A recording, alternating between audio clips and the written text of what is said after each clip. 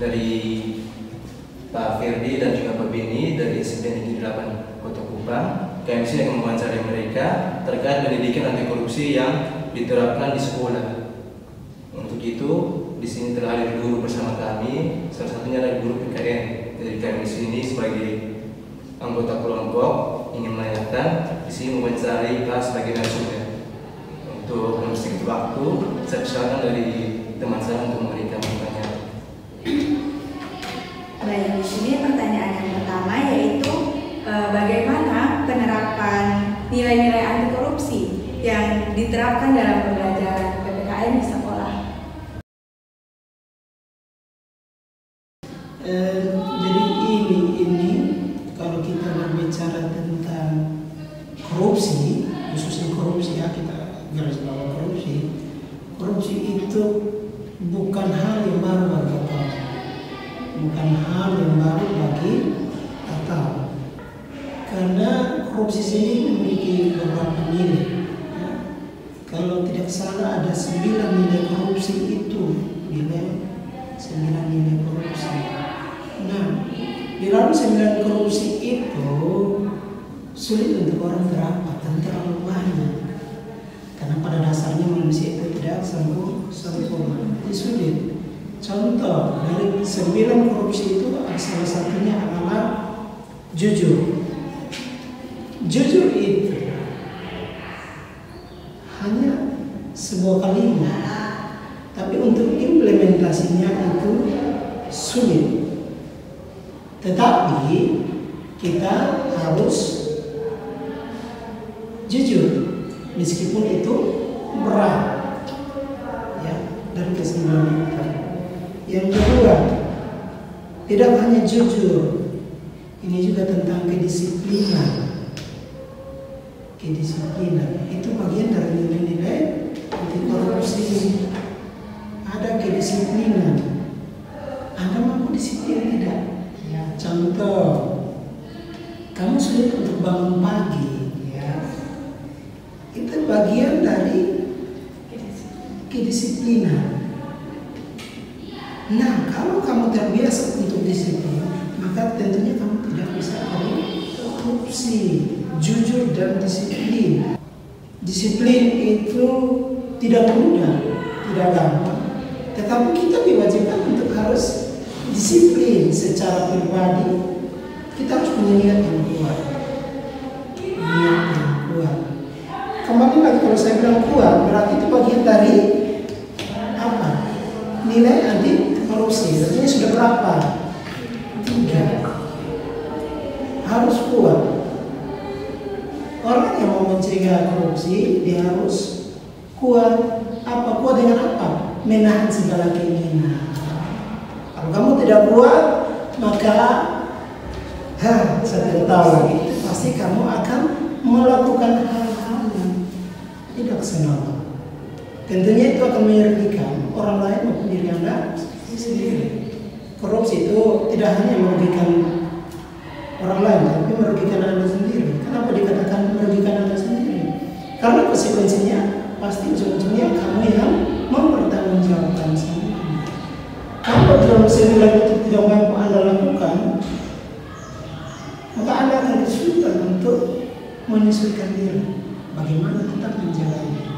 Nah, kalau kamu sudah menjaga itu, pastinya nilai-nilai norma Anda, ya, kecintaan Anda terhadap bangsa dan negara, terhadap diri sendiri, atau yang bisa disebut nasionalisme dan patriotisme, itu pasti akan berjalan.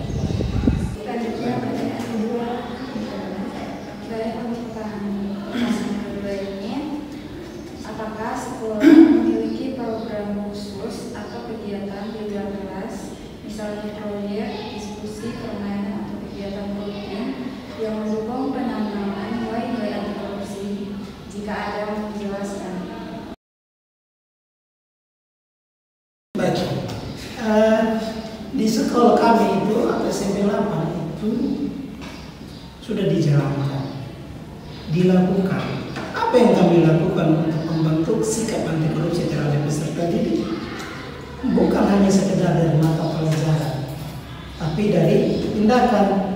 Tindakan itu kami bentuk dalam sebuah program ya, yang disebut dengan P5. P5 ini nanti kalian bisa pelajari.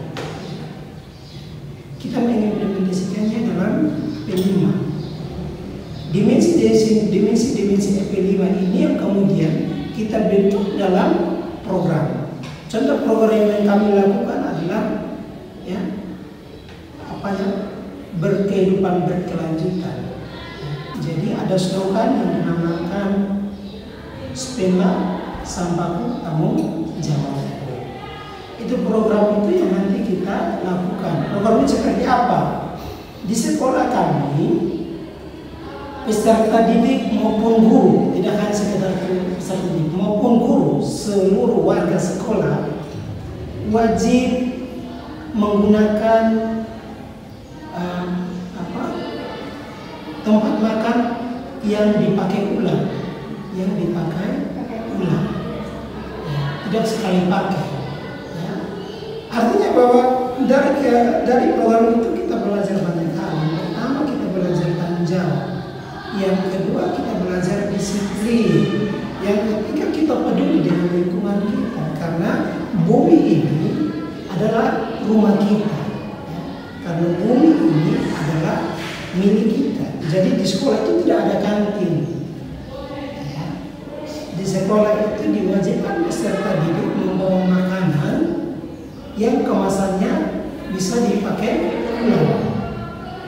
Tidak diperbolehkan bawa kemasan plastik, ya, maupun yang merusak alam. Jadi itu yang dipakai dari sekolah kami untuk membentuk sikap atau karakter anti korupsi peserta didik. Nah, di sekolah kami itu bukan yang sekedar program hanya berbicara tentang sampah. Di sekolah kami bersepakat dengan orang tua, ya, untuk melatih kedisiplinan dan tanggung jawab siswa, maka kami sepakat yang terlambat dipulangkan. Maka ada efek jerah. Oh, kalau kita harus bangun cepat ya, karena anak upah kita bangun cepat. Aduh kita bangun cepat, mama cepat kita sudah lambat. Mama cepat kita sudah lambat. Maka dia harus bangun pagi, mau tidak mau dia harus bangun pagi. Ya. Yang penting kita bangun kesepakatan bersama orang tua, guru dan kepala sekolah. Seperti itu ada program, banyak program, tapi saya hanya pakai 2 saja dulu. Ya. Itu kawan yang Pak Guru jelaskan tadi sudah masuk semua.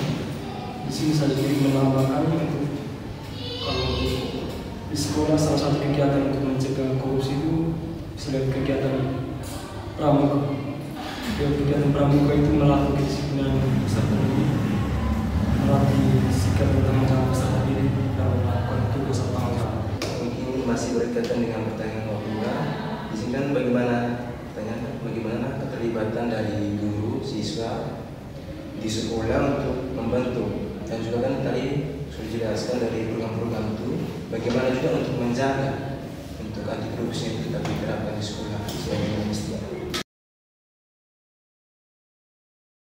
Mempertanyakan bagaimana guru terlibat, ya pastinya guru terlibat. Dalam bentuk apapun, guru harus terlibat. Karena yang pertama, di kurikulum Merdeka ini, guru itu hanya dijadikan sebagai fasilitator. Ya. Tapi di balik itu, guru punya pekerjaan berat.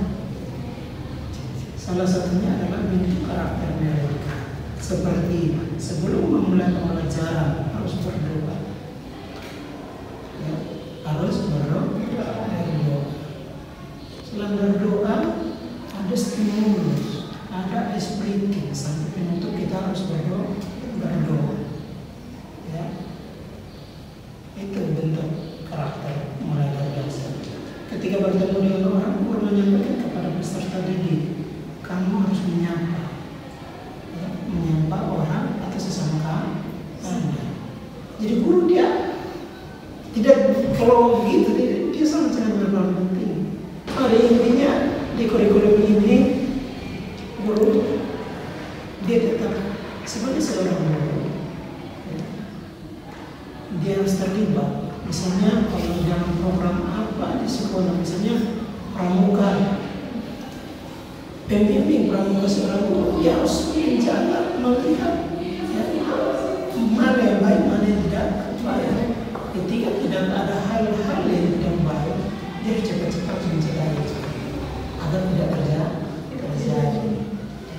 Kalau yang tidak baik berusaha untuk dirubah menjadi baik. Contoh, kalau ada murid yang bandel, ya, ada murid yang bandel, berikan dia bimbingan. Ya. Di sekolah itu sudah pembagian tahapan kerjanya, ya. Dari BK, ya, dari kesiswaan, dari TPK sampai tingkat kepala sekolah. Itu penyelesaian masalah. Ketika ada yang di zaman sekarang yang dunia era digital ini, ya, kita kan generasi Gen Z ya, kita generasi Gen Z kan, ya, kita yang menghadapi ini. Kalau untuk yang seterusnya kan nanti kalau tunggu pensiun generasi. Kalau Z juga, milenial juga dia bisa hadapi ini. Tapi kita di generasi ini, Z itu sulit sekali untuk menghadapi anak-anak yang karakternya agak terpengaruh dengan dunia teknologi, karena semua yang dibutuhkan oleh peserta didik itu sudah ada, sehingga mereka tidak terlalu berpikir siapa guru itu. Ya, itu kalau salah didikan. Tapi didikannya bagus, maka dia akan menghormati guru. Halo Pak, selamat pagi. Kalau anak yang tidak terdidik, kayak guru sampingan, seret habis. Nanti kita kalau begini, ya. Jadi kembali pada guru, tapi pasti guru harus terlibat, harus aktif, profesional, ya. Dia harus menerapkan apa? Benar-benar menerapkan pedagogi dalam hidupnya. Berkaitan dia profesional, ya. Jadi dalam bentuk apapun sebagai warga sekolah dan guru dia harus terlibat. Pada intinya dia terlibat lah. Baik tidak baik dia tetap seorang guru. Siswa tetap siswa, guru tetap guru. Ya. Pertanyaan selanjutnya ini masih berkaitan dengan jawaban Pak tadi itu, bagaimana respon siswa terhadap penerapan nilai-nilai anti korupsi melalui program atau upaya-upaya guru tadi, dan bisa Bapak memberikan contoh perilaku siswa yang mencerminkan keberhasilan upaya penanganan anti korupsi tersebut? Baik, salah satu keberhasilannya itu ketika anak itu ada perubahan. Ketika anak itu ada perubahan. Contoh, ini anak ini selama semester 1 ini dia bekerja terlambat terus, ya. Nah, bagaimana dia cara? Guru membimbingnya, guru membimbing, cari tahu apa masalahnya sehingga dia datang lambat. Jangan kau datang opak, tidak ada itu. Nah, tidak ada itu. Jadi kalau dia seperti artinya dia lagi mengalami masalah, guru harus cari tahu kenapa itu bisa terjadi. Kalau cari tahu bimbingan, ya. Bukan bimbingan seni militer, tidak. Kasih bimbingan bentuk dia dengan dia punya keterbatasan, dia punya apa? Keterbatasan. Karena murid itu cenderung apa yang terjadi itu karena ada faktor yang melatar belakang. Jadi itu yang perlu dilakukan penerapannya kepada peserta didik. Kalau dia sudah mampu terapkan, artinya kita bisa lihat perubahan. Kayak saya bilang dia terlambat, tapi karena ada bimbingan, lulusnya tidak terlambat lagi. Itu contoh kecil. Yang misalnya saya bilang tadi yang pertama dari awal, kita bikin kesepakatan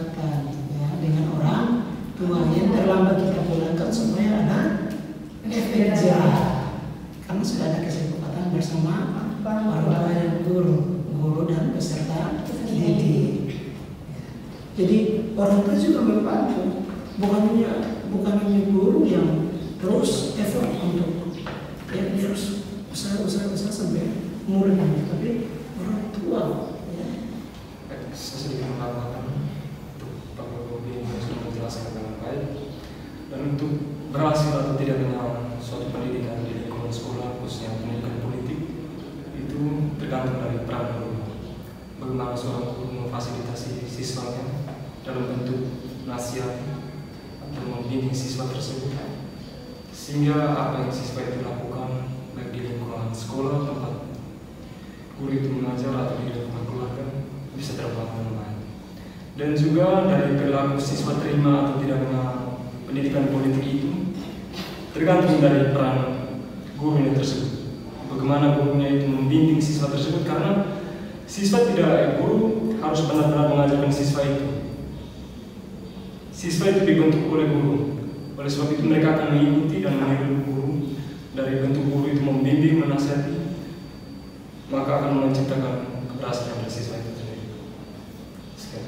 Baik, selanjutnya itu bagaimana atau tantangan terbesar apa yang dihadapi Pak ketika di sekolah dalam menanamkan dan menjaga nilai-nilai anti korupsi kepada siswa? Baik, kalau persoalan ini tantangan pasti ada di mana pun kita berada, bukan sekedar di lingkungan sekolah, di lingkungan keluarga pasti ada tantangan, di lingkungan masyarakat ada tantangan, di lingkungan sekolah pasti ada tantangan. Ya. Semua warga sekolah itu, ya, khususnya guru, dari sisi perilaku itu banyak mengalami tantangan. Tantangannya apa? Bukan tentang otak atau kecerdasan mereka, tapi karakter. Itu yang menjadi tantangan sekarang. Sekarang itu tantangan terberat adalah karakter. Maka penting saya bisa nyatakan bahwa 18 karakter dan 9 nilai anti korupsi itu perlu dilakukan di Indonesia. Karena tidak terimplementasikan itu yang berpengaruh terhadap peserta didik. Maka guru sendiri akan kewalahan. Jadi kami kalau kewalahan untuk karakter. Kenapa? Kalau anak di kampung, kamu bisa sesuka hati. Lo keluarga yang datang sekolah kerja aman, sare, harga kamu. Tapi di sekolah tidak boleh ada kekerasan fisik maupun verbal. Tidak boleh. Nah itu menjadi kesulitan. Tapi sebagai seorang guru, meskipun karakternya begitu, kami harus mencari solusi terbaik, ya, dengan membuat siswa agar tetap tertarik dengan pembelajaran yang ada, dengan daya tariknya atau minatnya, ya, siswa sendiri akan mengikuti apa yang kita lakukan. Nah, apa yang kita sampaikan. Tetapi kalau tidak ada kaitan dengan peserta ini kan mau kesulitan. Saya mau mengajar tentang anti korupsi, tapi satu-satu saya mau mengajar itu monoton. Saya monoton ceramah dari tadi ke tadi kan kita ceramah ini. Ceramah kan saya sudah bisa ceramah, tapi harus ceramah terus. Begitu membuat siswa bosan. Jadi berbeda dengan kita siswa peserta didik di zaman milenial, ya. Tapi kalau di zaman saat ini siswa cenderung bosan. Itu mempersulit guru untuk, ya, membentuk karakter peserta didik. Ya. Yang paling sulit untuk dilakukan adalah karakter. Teori mereka bisa lakukan di mana pun mereka berada. Tapi karakter di mana mereka berada? Jalan satu-satunya adalah guru, orang tua, dan peserta didik itu sendiri. Yang mau untuk berusaha. Ya. Dari perubahan-perubahan itu, peserta didik harus menyadari kalau saya sering melakukan hal yang seperti ini atau hal-hal negatif, kedepannya bagaimana dengan saya punya pribadi? Tapi sayangnya peserta didik belum memikirkan tentang hal itu, karena belum sampai pada puncaknya ya, atau waktunya. Dia belum mendapatkan hal-hal, dia sebelum berpikir ke depan beta makan apa, karena dia pun sudah ada makanan atau minuman atau dia punya semua mesti ditanya. Bagaimana ke depannya? Dia harus mandiri. Itu pertanyaan. Kalau dia mandiri seperti itu bagaimana? Kekurangannya ada pada karakter. Saya malas. Bagaimana? Itu ya saat ini guru kesulitan. Kesulitan karakter sekarang. Kalian mau kemana-mana saja pasti karakter. Kamu kalau lihat siswa peserta didik 3 tahun kamu jangan marah. Karena dasar karakternya sudah tidak baik. Kalau ada guru yang ada peserta didik yang lewat dan dia menegur, artinya bahwa dasar karakternya sudah baik. Meskipun entah dia pintar atau bodoh, ya, tidak ada yang bodoh. Meskipun dia pintar atau bodoh, itu keberatan dulu. Sekarang dengan karakter itu pasti ke-9 nilai-nilai anti korupsi itu terwujud. Dan ke-18 karakter itu menutupi segala nilai-nilai yang ada. Kuncinya adalah karakter Anda. Yang tantangan terbesar sekarang adalah membentuk karakter mereka. Tetapi kami tetap berupaya untuk mewujudkan, membentuk karakter yang baik pada peserta. Tidak ada guru, tidak ada sekolah yang membiarkan anak-anaknya menjadi rusak dengan karakter-karakter yang unik-unik. Terakhir, apa harapan dari Bapak terhadap pengembangan budaya sekolah yang mendukung penguatan nilai-nilai karakter pendidikan anti korupsi ke depannya? Ya, terima kasih. Saya memiliki banyak harapan, terlalu banyak harapan. Tapi harapan saya sekolah itu bukan hanya sekedar wadah untuk belajar, ya. Tapi sekolah itu dijadikan sebagai wadah untuk membentuk karakter yang manusiawi, ya, manusia. Oleh karena itu harapan yang terbesar adalah apa yang diprogramkan oleh sekolah kini ini menjadi suatu fasilitas yang baik yang dapat mewujudkan peserta didik yang mempunyai nilai-nilai karakter yang tinggi, ya. Dan tentunya adalah memiliki nilai karakter religius. Religius adalah salah satunya adalah takut akan Tuhan. Kalau mereka takut dengan Tuhan, maka mereka pasti akan melakukan hal-hal yang bijaksana dan baik. Yang baik belum tentu benar, yang salah belum tentu salah, ya. Dan yang baik belum tentu baik. Seperti itu. Jadi harapan saya, kita yang ada di sini, jangan hanya untuk kita yang mendengar. Kita yang ada di sini terus melakukan hal-hal positif.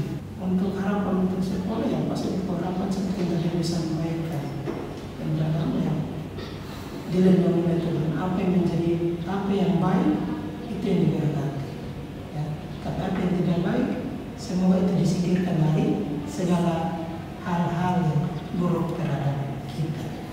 Begitu ya. Saya sedikit menambahkan harapan untuk sekolah, khususnya untuk guru, terus meningkatkan budaya pendidikan anti korupsi, khususnya dalam menerapkan Pancasila. Pengamalan nilai-nilai Pancasila di lingkungan sekolah itu sangat baik dalam membentuk perilaku siswa. Jikalau siswa itu benar-benar menerapkan nilai yang telah dijelaskan oleh Bapak Ibu guru di lingkungan sekolah, tentunya akan membawa perubahan diri